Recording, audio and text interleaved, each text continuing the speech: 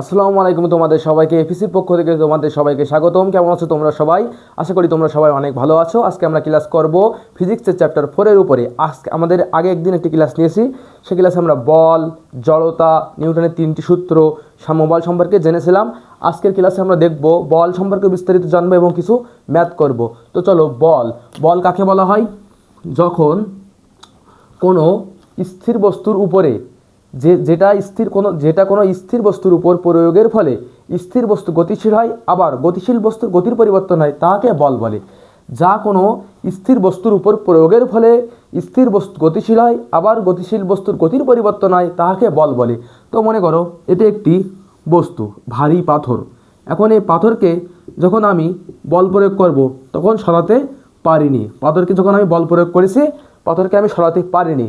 এখন আমি আর আমার বন্ধু দুইজন মিলে যখন পাথরের উপর বল প্রয়োগ করব তখন কি হয়েছে?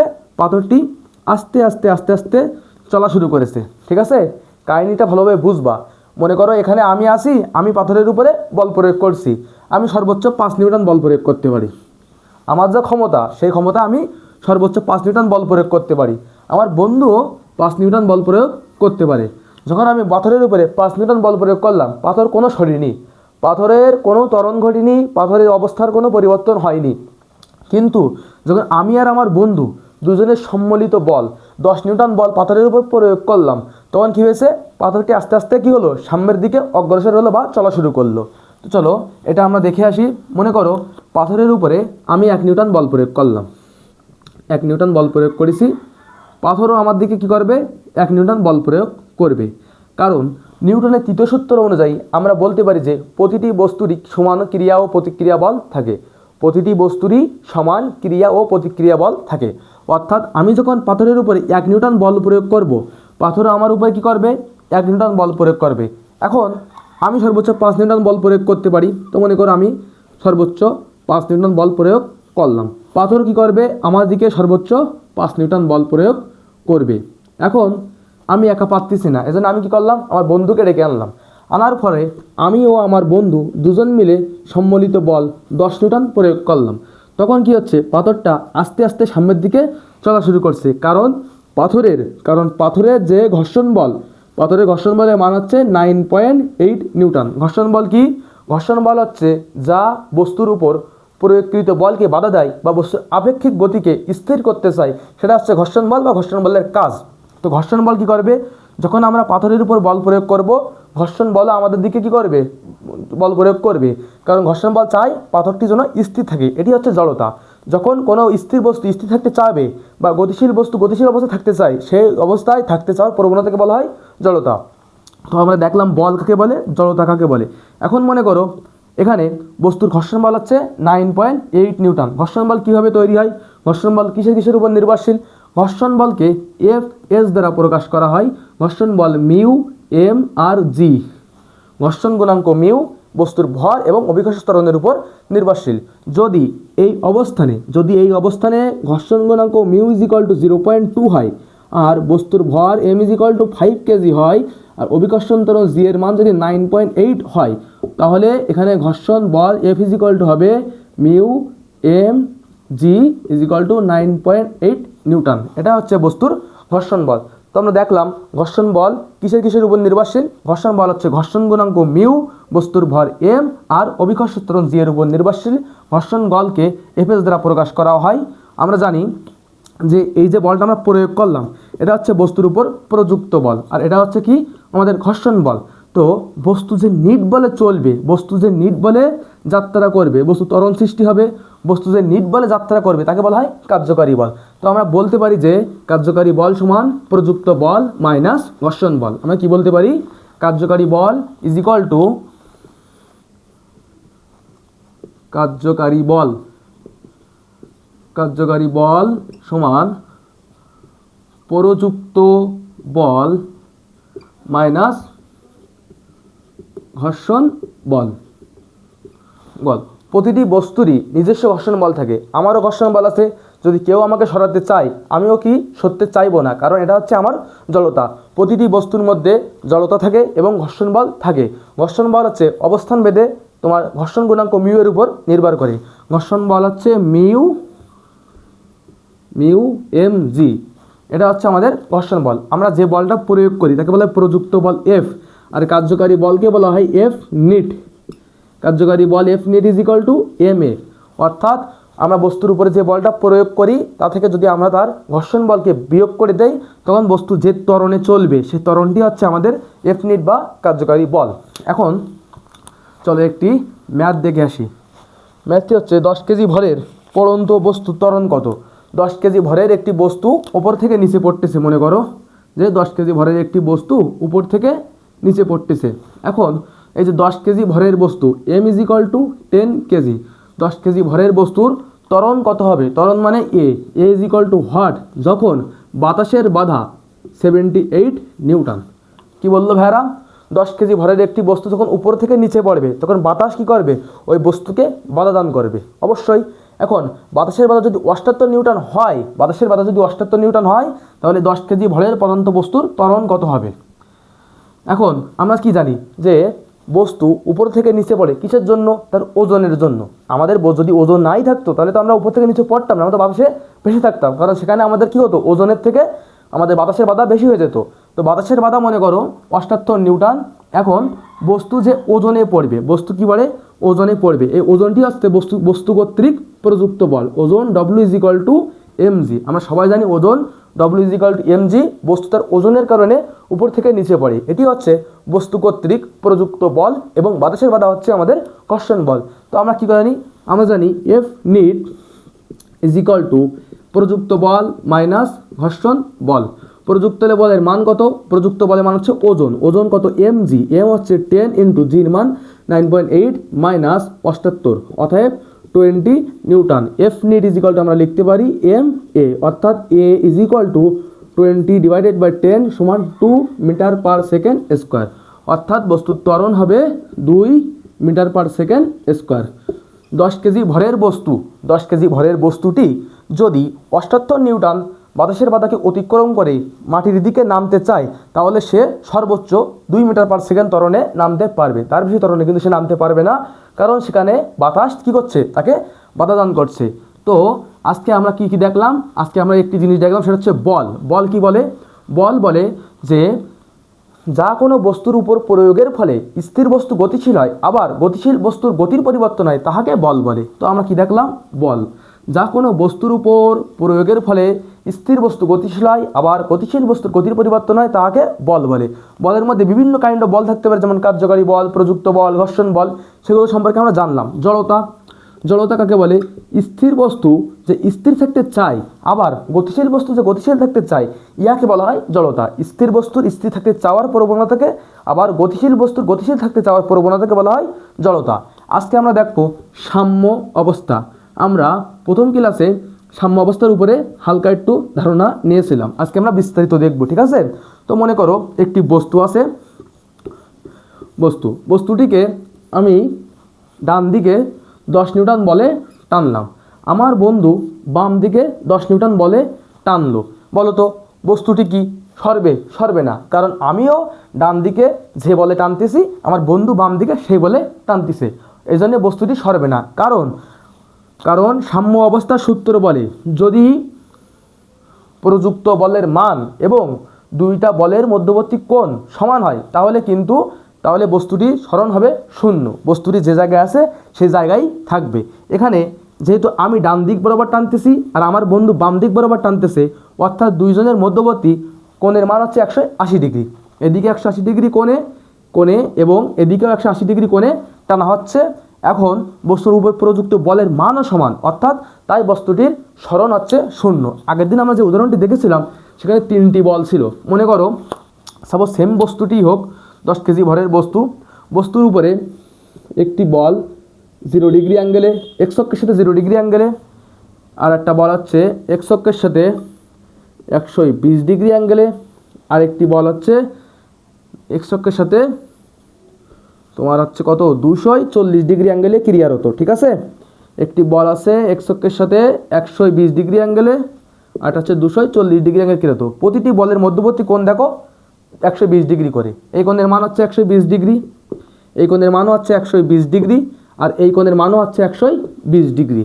আর বস্তুর উপরে এইবার আবার যদি 5 নিউটন বল, এইবার আবার যদি 5 নিউটন বল আর এইবার আবার যদি 5 নিউটন বল কাজ করে, তাহলে বস্তুটি সরণ হবে শূন্য। কারণ এই যে বস্তুর উপরে সমান সমান কোণে সমান সমান বল ক্রিয়ারত হওয়ার কারণে বস্তুর সরণের মান হবে শূন্য। বস্তুটি কোনো দিকে যাবে না, বা বস্তু যে লব্ধি বলের মান হবে শূন্য। আমরা লব্ধি বল সম্পর্কে কিন্তু ভেক্টরে জেনেছিলাম। তো চলো আজকে আমরা এই বিষয়ের উপরে একটি ম্যাথ দেখি। মনে করো সাপোজ এটা একটি বস্তুটির উপরে এক্স অক্ষের সাথে 0 ডিগ্রি কোণে 5 নিউটন বল প্রয়োগ করা হলো। মনে করো এটি কি বস্তুটির সাথে এক্স অক্ষের সাথে 0 ডিগ্রি অ্যাঙ্গেলে 5 নিউটন বল প্রয়োগ করা হলো।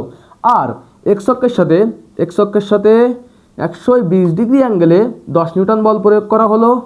আর এইবার আবার 90 ডিগ্রি অ্যাঙ্গেলে এক্স অক্ষের ঋণাত্মক দিকের সাথে 90 ডিগ্রি অ্যাঙ্গেলে 15 নিউটন বল প্রয়োগ করা হলো। এখন আমরা দেখতে পাচ্ছি কি বলের মান, তিনটা বলের মান কি সমান না? সমান না।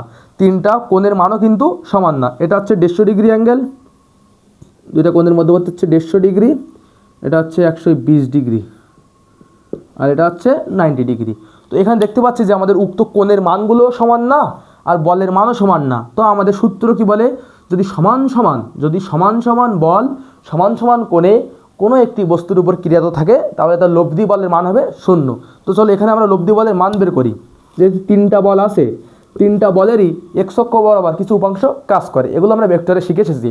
তো তিনটা বলে যে এক্স অক্ষ বরাবর উপাংশ কাজ করে সেগুলোকে বলা হয় f1 cos θ1, f1 cos θ1 plus f2 cos θ2 plus f3 cos θ3। মান হবে 0 নিউটন, তোমরা বের করে দেখে নিবা। আর y এর মান হবে জাস্ট বসাই দেবা। f1 এর জায়গায় 5 বসাবা, f2 জায়গায় বসাবা 10, আর f3 জায়গায় বসাবা 15। আর থিটার মান তো তোমরা জানোই যে 0 ডিগ্রি, 120 ডিগ্রি, 150 ডিগ্রি। ঠিক আছে, এক্স অক্ষের সাথে ধনাত্মক কোণ বসাবা, সবসময় এক্স অক্ষের সাথে ধনাত্মক কোণটি ইউজ করবা। আর এর মান হবে f1 sin θ1 plus f2 sin θ2 plus f3 sin θ3। এর মান কত হবে? -6.34 নিউটন। তো এটা হচ্ছে আমাদের এই যে তিনটা বলের এক্স অক্ষ বরাবর উপাংশ আর y অক্ষ বরাবর উপাংশ। এখন যদি আমরা এক্স অক্ষ বরাবর উপাংশ আর এক্স আর y অক্ষ বরাবর উপাংশ আর এর মান জানি, তাহলে লব্ধি বল F = হবে √rx² প্লাস ry²। অর্থাৎ F = কত হবে ভাইয়ারা?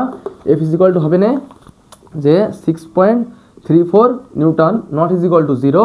অর্থাৎ বল তিনটি সাম্য অবস্থায় নেই, বল তিনটি সাম্য অবস্থায় নেই। কি বলতে পারি যে বল তিনটি সাম্য অবস্থায় নেই, কারণ তিনটা বলের লব্ধি বলের মান শূন্য না, আবার তিনটা বল সমান সমান কোণে, আবার সমান সমান বলও না। ঠিক আছে, তো সাম্য অবস্থা কাকে বলে? যদি কোনো বস্তুর উপরে তিনটি বল বা যদি কোনো বস্তুর উপরে সমান সমান বল সমান সমান কোণে ক্রিয়ারত থাকে, তাহলে বস্তুর সরণ বা লব্ধি বলের মান হবে শূন্য। ওই অবস্থাকে বলা হয় সাম্য অবস্থা। তো আমরা বল সম্পর্কে জানলাম, জড়তা সম্পর্কে জানলাম, আর সাম্য অবস্থা সম্পর্কে জানলাম। আগের ক্লাসে লেকচার অনেক কিন্তু আমরা তিনটে সম্পর্কে জেনেছি। আজকে আমরা বিস্তারিত ম্যাথ সহ জানলাম। তো আজকে আমরা লাস্ট একটি ম্যাথ করব।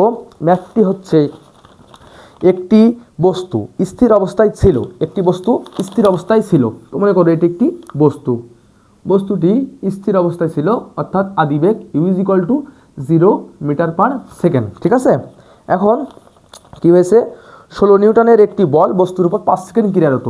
বস্তুর উপরে আমরা একটি ফোর্স অ্যাপ্লাই করলাম, বলের মান হচ্ছে 16 নিউটন। কত সময় ধরে? t = 5 সেকেন্ড ধরে আমরা বস্তুটির উপরে 16 নিউটন বল প্রয়োগ করলাম। করার ফলে বস্তুটি মনে করো সরণ ঘটলো, আর বস্তুটি এখান থেকে এখানে আসলো। ঠিক আছে, 16 নিউটনের একটি বল 5 সেকেন্ড যাবৎ বস্তুটির উপরে আমরা প্রয়োগ করলাম। প্রয়োগ করার ফলে বস্তুর অবশ্যই সরণ ঘটবে, সরণ ঘটার ফলে বস্তুটি এখান থেকে এখানে আসবে। এটা যদি এ পয়েন্ট হয়, এটা হবে বি পয়েন্ট। ঠিক আছে, আচ্ছা, এবং তারপরে আর কোনো বল কাজ করলো না। এখানে এসে এফ এর মান আমরা কী করলাম? 0 করে দিলাম। বলটাকে আমরা তুলে নিলাম, আর কোনো বল কাজ করলো না। ঠিক আছে, আচ্ছা, পরবর্তীতে বস্তুটি 6 সেকেন্ডে 52 মিটার গেল। পরবর্তীতে বস্তুটি 6 সেকেন্ডে 52 মিটার গিয়ে সি বিন্দুতে গিয়েছে T is equal to 6 second আর S is equal to 52 metre. আচ্ছা, তো আমাদেরকে বলা হয়েছে যে বস্তুটির ত্বরণ কত, বস্তুটির ত্বরণ A is equal to what. এখন মনে করো এখানে এই বিন্দুতে প্রথম বস্তুটি এ বিন্দুতে ছিল, এখান থেকে আমরা বস্তুটির উপরে 5 নিউটন বল প্রয়োগ করলাম, 5 সেকেন্ড যাবত 16 নিউটন বল প্রয়োগ করে বস্তুটি এ থেকে বিতে গিয়েছে। অবশ্যই সেখানে তার বস্তুর বেগের পরিবর্তন হয়েছে, কারণ বস্তুটি প্রথমে ছিল স্থির অবস্থায়, এখানে গিয়ে সে ভি বেগ প্রাপ্ত হয়েছে। তো আমাদেরকে ভি বেগটা বের করতে হবে, ঠিক আছে। তো মনে করো বি বিন্দুতে আমরা বস্তুর উপর থেকে বলটা কী করলাম, অপসারণ করলাম, আর কোনো বল প্রয়োগ করলাম না, বা যে বলটা প্রয়োগ করেছিলাম ও বলটাকে আমরা সরিয়ে নিলাম। যেহেতু আমরা বল সরিয়ে নেব, বল সরিয়ে নেওয়ার ফলে এখানে বস্তুর ত্বরণও শূন্য হয়ে যাবে, কারণ যতক্ষণ পর্যন্ত আমরা বস্তুর উপর বল প্রয়োগ করব ততক্ষণ পর্যন্ত কী হবে, বস্তুটির ত্বরণ ঘটবে। যেহেতু আমরা এখানে বলটাকে সরিয়ে নেব, অর্থাৎ এখানে কী হবে, বস্তুর ত্বরণও সরে যাবে, ঠিক আছে। তো এখানে ত্বরণ এর মান হবে 0। ওকে, ক্লিয়ার। যেহেতু ত্বরণের মান 0, অর্থাৎ বস্তুটি বি থেকে সিতে সমবেগে গিয়েছে। আই থিঙ্ক তোমরা বুঝতে পেরেছো যে বস্তুটি যখন ত্বরণের মান 0 হবে, যেখানে কোনো ত্বরণ কাজ করবে না সেখানে অবশ্যই সমবেগ কাজ করবে। তো মনে করো বস্তুটি বি থেকে সিতে সমবেগে গিয়েছে। সমবেগের ক্ষেত্রে আমরা জানি S is equal to V টুর সমীকরণ হয় এখান থেকে আমরা ভি এর মান বের করব, V is equal to S by T. S এর মান কত ভাইরা, এস এর মান হচ্ছে 52 মিটার আর টির মান হচ্ছে 6 সেকেন্ড। এস এর মান হচ্ছে 52 মিটার আর টির মান হচ্ছে 6 সেকেন্ড। তো চলো এটা আমরা হিসাব করি, কত হয় 52 divided by 6, 8.66 metre per second. তো এটা কি, এটা হচ্ছে আমাদের বেগের মান। এইখানে এসে আমাদের বেগের, এই যে বস্তুটি সমবেগে গিয়েছে বি থেকে সিতে, বস্তুটি যে সমবেগে চলেছে সেই সমবেগের মান হচ্ছে ভি ইজ ইকুয়াল টু কত, সমবেগের মান V is equal to 8.66 metre per second. অর্থাৎ বস্তুটি এতে ছিল বস্তুটি স্থির অবস্থায় 0 মিটার পার সেকেন্ড, বস্তুটি এ থেকে বিতে যখন গিয়েছে এই সময়ের মধ্যে বস্তুটি 0 থেকে 8.66 মিটার পার সেকেন্ড বেগ প্রাপ্ত হয়েছে। তো এটা যদি আদিবেগ ইউ হয়, এটা হবে শেষ বেগ ভি, ঠিক আছে। আর সময়ের মানও দেওয়া আছে, তো আমরা বস্তুর কী করবো, ত্বরণ নির্ণয় করবো। ত্বরণ A is equal to V minus U by T, ত্বরণ A is equal to V minus U by T, ঠিক আছে। তো ত্বরণ নির্ণয় করার ফলে ত্বরণ নির্ণয় করবো আমরা যে 8.66 ডিভাইডেড বাই 5, বস্তুর ত্বরণের মান কত হবে, 8.66 ডিভাইডেড বাই 5, বস্তুর ত্বরণের মান হবে 1.73 মিটার পার সেকেন্ড স্কোয়ার। তো বস্তুর ত্বরণ এত। এখন যদি বলা যে বস্তুর বল তো দেওয়া আছে, বস্তুর ভর নির্ণয় করো, ভর হোয়াট। তো আমরা কি জানি যে বস্তুর উপরে প্রযুক্ত বল F is equal to M A, বস্তুর উপর প্রযুক্ত বল F is equal to M A, আমরা এর মান জানি, এফ এর মান জানি, তাহলে আমরা এম এর মান বের করব, M is equal to F by A. F এর মান কত ছিল, 16 ডিভাইডেড বাই 1.67, তাই তো নাকি। চলো আমরা বস্তুর ভরটা বের করি, 16 ডিভাইডেড বাই 1.677, 9.2 কেজি, এটা হচ্ছে বস্তুর ভর। তো আমরা ম্যাথটা কী করলাম, প্রথমে বলা হয়েছে যে একটি বস্তুর উপরে 16 নিউটন বল প্রয়োগ করা হলো, বস্তুটি স্থির অবস্থায় ছিল, ঠিক আছে। বস্তুর উপরে বলটি 5 সেকেন্ড যাবৎ ক্রিয়াশীল ছিল। তো আমরা প্রথম বের করলাম বস্তুটি এ থেকে যখন বিতে গিয়েছে তখন বস্তুটি আদিবেগ ইউ থেকে ভিবেগ প্রাপ্ত হয়। এখন বস্তুটি যে ভিবেগ প্রাপ্ত হয়েছিল সেই ভিবেগ প্রাপ্ত হয়েছিল, আর বি বিন্দুতে বস্তুর উপর প্রযুক্ত বল এফকে আমরা কি করলাম, অপসারণ করার ফলে বস্তুটি বি থেকে সিতে গিয়েছে। বস্তুটি কি করেছে, বি থেকে সিতে গিয়েছে। বস্তুটি যখন বি থেকে সিতে গিয়েছে তখন কি হয়েছে, যে আমাদের এখানে কি করে, সমবেগ কাজ করেছে, বস্তুটি সমবেগে চলেছে। কারণ আমরা যখন প্রযুক্ত বল অপসারণ করেছি তখন সেখানে ত্বরণের মান হয়ে গেছে 0। যেহেতু প্রযুক্ত বল এফ 0 আবার ত্বরণ 0, তাহলে বস্তুটি কী হয়েছে, সমবেগে চলেছে। যেহেতু বস্তুটি সমবেগে যাবে তখন আমাদের ওখানে আমরা বেগের মান V is equal to S by T সূত্রের মাধ্যমে বের করলাম। আমরা এস এর মানও জানি, টির মানও জানি।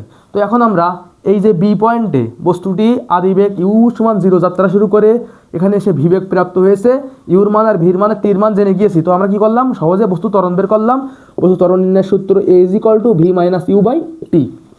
ঠিক আছে, তো এভাবে আমরা কী করলাম, বস্তুর ত্বরণ নির্ণয় করলাম। যেহেতু বস্তুর ত্বরণ আমরা নির্ণয় করতে পারি, তো আমরা f = ma এই সমীকরণ থেকে m এর মানও বের করতে পারবো। এটাই হচ্ছে আমাদের আজকের ক্লাস ছিল। আজকের প্রথম ক্লাস এবং দ্বিতীয় ক্লাস, এই দুই ক্লাসে আমরা বস্তুর বল কি, ঘর্ষণ বল, প্রযুক্ত বল, কার্যকারী বলের উপরে একটি ম্যাথ দেখলাম। এগুলো আমাদের 9 10-এর কনসেপ্ট ছিল। তো আশা করি তোমরা এগুলো সম্পর্কে ক্লিয়ার। এবং যে প্রথম দিন দেখেছিলাম জড়তা আর নিউটনের 3টি সূত্র সম্পর্কে আমরা প্রথম দিন যেহেতু দেখেছিলাম, তো ওগুলো আমরা আশা করি পারবো। আর আজকে দেখলাম সাম্য অবস্থার উপরে যে প্রযুক্ত বল অবস্থা আমরা বিস্তারিত ধারণা পাইলাম। তো নেক্সট ক্লাসগুলো আমরা করব কি, তোমাদের যে অবিলম্ব প্রতিক্রিয়া এর উপরে আসলে ক্লাস আনবো। তো আমাদের সাথে থাকার জন্য সবাইকে ধন্যবাদ। আসসালামু আলাইকুম।